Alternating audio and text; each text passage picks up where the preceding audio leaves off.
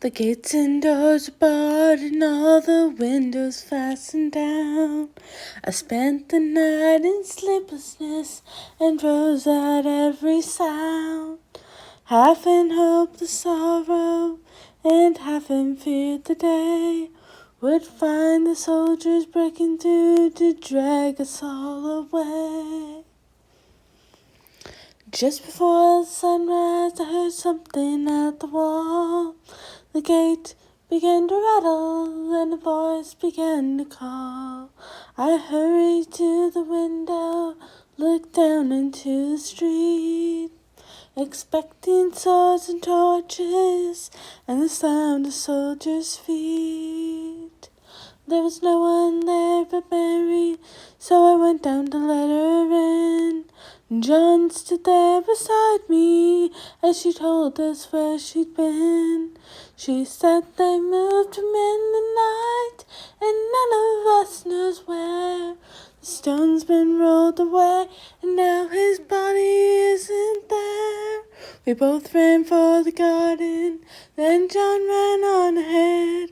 We found the stone in the empty tomb just the way that Mary said. But the winding sheet they'd wrapped him in was just an empty shell. How or where they'd taken him was more than I could tell. Something strange had happened there, but just what I did not know. John believed a miracle, and I just turned to go.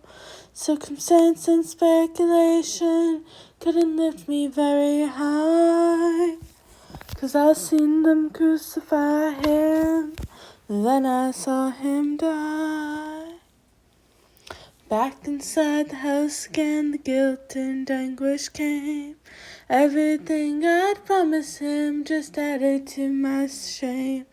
When at last it came the choices, I denied I knew his name. Even if he was alive, it wouldn't be the same. But suddenly the air was filled with strange and sweet perfume. The light that came from everywhere drove shadows from the room. Jesus stood before me with his arms held open wide. I fell down on my knees, clung to him and cried.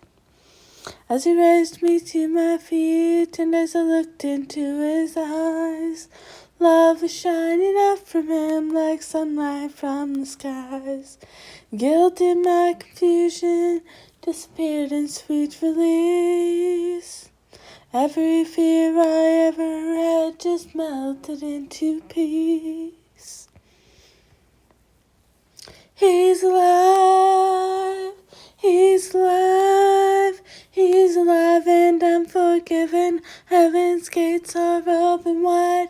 He's alive, he's alive, he's alive and I'm forgiven. Heaven's gates are open wide.